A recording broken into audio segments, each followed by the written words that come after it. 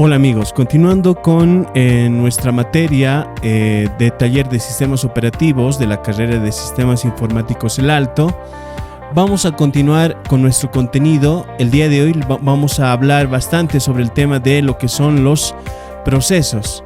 Para esta parte voy a empezar primero diciendo que un proceso no es más que un programa en ejecución, ¿ok?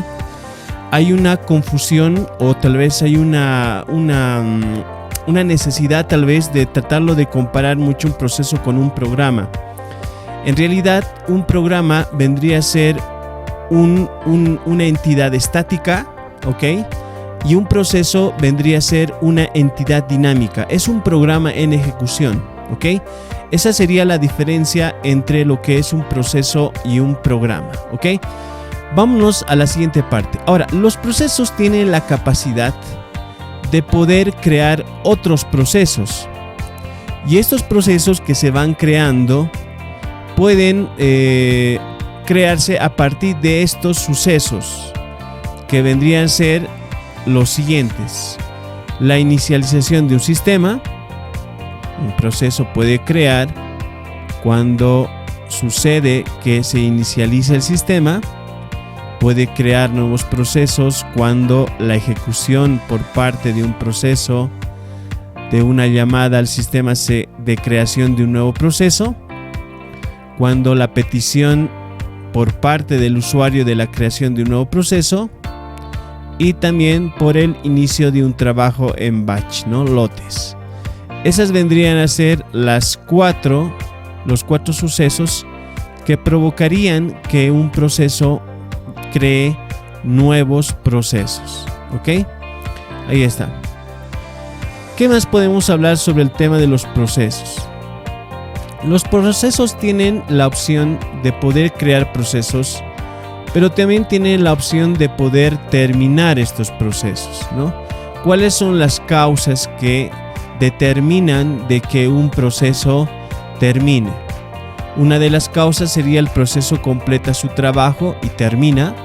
Esto lo hace voluntariamente porque obviamente ha terminado. La otra causa es el proceso detecta un error y termina también voluntariamente. La tercera causa vendría a ser el sistema detecta un error fatal del proceso y fuerza su terminación. Ok, ahí está. Y luego otro proceso fuerza la terminación del proceso. Esas vendrían a ser las cuatro causas que nosotros tenemos para que un proceso termine. ¿Ok? Ahí está. Seguimos viendo esto. ¿Qué más podemos hablar sobre los procesos? Los procesos, les comento, tienen estados de procesos. Estados de un proceso, que justamente son los que estamos mostrando acá. Ahorita lo vamos a ver esta parte. Primero tenemos el estado de nuevo. Un proceso cuando está nuevo. Puede haber un estado que está ejecutándose. Puede haber un proceso que está en el estado de listo, que es listo para ejecutarse. Tenemos un estado que puede estar, por ejemplo, bloqueado o en espera. Y tenemos un estado que podría estar terminado. Esos son los 5 estados que nosotros podríamos mencionar de los estados de los procesos, ¿ok? Bueno, ahora en esta parte me voy a concentrar acá. Tengo justamente una gráfica que va a mostrar justamente estos 5 estados que hemos mencionado. Fíjense, estados de los procesos. Primero tenemos los procesos pueden crear nuevos procesos o puede un proceso ser nuevo, ¿no es cierto? Nuevo significa que todavía no está, que está iniciándose un nuevo proceso, y luego puede pasar a estar listo. Cuando está listo para pasar a la área de ejecución en el procesador, ¿no es cierto? Podría ser asignado por el procesador. Hay un planificador es que el nombre en inglés es un poquito complicado, pero busquen el nombre en inglés. El planificador del procesador lo lleva a ejecutarse. En ese momento está consumiendo un tiempo de procesador que se denomina quantum, en el cual se está ejecutando el proceso. Ahora, puede pasar de que el proceso pueda ser interrumpido porque el planificador del procesador determina de que es el momento de interrumpirlo, por ejemplo, para que otro proceso ingrese a utilizar el tiempo del procesador. Recuerden que el procesador es un recurso muy requerido, ¿no? Que obviamente muchos procesos compiten por él, quieren estar con él, ¿no? A solas, ¿no? Si vale el término. Bueno, entonces fíjense ustedes, una vez que está listo, nuevamente puede ser asignado al procesador, el planificador le asigna el tiempo de ejecución y luego puede obviamente terminar el proceso y luego finaliza. Ahora, puede pasar también el caso de que el proceso se esté ejecutando y por una situación de una entrada y salida, un requerimiento de entrada y salida, el proceso puede pasar al estado de bloqueado o espera. En esta parte obviamente está esperando una respuesta de entrada y salida, ¿no es cierto? Que podría ser, por ejemplo, qué sé yo, podría ser, digamos, un escáner, por ejemplo, que está escaneando, digamos, una hoja y está esperando que acabe, digamos, el proceso de escaneo. Y mientras tanto, mientras espera esa devolución, ya está el proceso en espera o está bloqueado. Una vez que ya tiene la información del escaneo, recién nuevamente pasa el proceso a listo, ¿no? Pasa a listo nuevamente y obviamente el planificador del procesador, que es el que planifica y decide cuánto tiempo tiene que estar el proceso utilizando el procesador, entonces lo pasa a ejecutar y luego puede tranquilamente finalizar. De esta manera nosotros estamos haciendo un repaso de los 5 estados de un proceso, ¿ok? Ahora, en esta parte voy a atreverme a hablar un poquito tal vez sobre el ciclo de vida de una activity. ¿Qué es un ciclo de vida de una activity? Recordemos que los sistemas operativos no solamente funcionan en una PC, sino que también estos se ejecutan en lo que son dispositivos móviles, como sistemas operativos como Android. Y dentro de este sistema operativo Android se habla bastante sobre el ciclo de vida de una activity. Una activity podría ser comparable con un proceso, ¿ok? Entonces acá nosotros podemos hablar de los estados de un proceso, y dentro de una aplicación o un sistema operativo como es Android podemos hablar del ciclo de vida de una activity o de un proceso, podríamos comparar, ¿ok? Muy bien, entonces ya hemos hecho un repaso sobre el estado de los 5 estados de un proceso. Y bueno, ahora vamos a hablar cuál es lo que pasa con un proceso. ¿Qué es lo que pasa con un proceso cuando, por ejemplo, el proceso, qué es lo que sufre el proceso al momento de que se está tratando de terminar su proceso? ¿A qué me refiero con esto? Recordemos de que según el estado de proceso que hemos mostrado en esta parte, ¿no es cierto? Los procesos están compitiendo constantemente por el procesador, ¿ok? Entonces el procesador vendría a ser el lugar en donde todos los procesos quieren estar, porque quieren utilizar el procesador para poder terminar su proceso. Es por eso de que todos los procesos sufren algo que se llama cambio de contexto, ¿no? Esto se llama un context switch. Es un cambio de contexto, se refiere al hecho de que el procesador tiene que cambiar el entorno, toda la información que tenía de un proceso la tiene que volver a cargar cuando el proceso ingresa a utilizar el procesador. O sea, cada proceso tiene información. Esa información que maneja el proceso se le llama, es el contexto que tiene. Entonces, todos los procesos sufren al momento de ingresar y salir, ¿no es cierto? Y cambiar de un proceso a otro proceso, sufren algo que se llama cambio de contexto. El cambio de contexto es cuando el procesador va cargando la información de cada proceso, ¿no es cierto? Porque obviamente la información de cada proceso es totalmente diferente. Entonces, a eso se le denomina cambios de contexto. ¿Ok? Muy bien. ¿Qué más podemos hablar sobre lo que son los procesos? Los procesos generan también algo que se denomina jerarquía de procesos. La jerarquía de procesos vendría a ser cuando un proceso padre crea un proceso hijo, y de ese proceso hijo puede crear otro proceso hijo, y ese hijo puede crear otro proceso hijo. De esa manera los procesos van creando algo que se llama árbol de procesos, o que vendría a ser una especie de árbol genealógico de los procesos. ¿Ok? Entonces de esa manera es como los procesos van trabajando dentro del sistema operativo. ¿Ok? Muy bien, ¿qué más me falta hablarles, muchachos? En esta parte voy a hablarles ahora sobre los procesos. Les cuento que tienen un bloque de control de proceso, que es justamente lo que le va en relación a este cambio de contexto. Acá vamos a averiguar esa información que les había hablado hace un instante. Cada proceso guarda su información dentro de un bloque de control de proceso. ¿Ok? Entonces, dentro de este bloque de control de proceso, guarda la siguiente información: el estado en el cual se encuentra el proceso, si está listo, si está bloqueado, que son los estados que hemos ido revisando en esta parte, ¿no es cierto? Luego también tiene la información de los registros de la CPU que se van generando, también la información que se va generando en la CPU, y luego la información para planificación también, ¿no?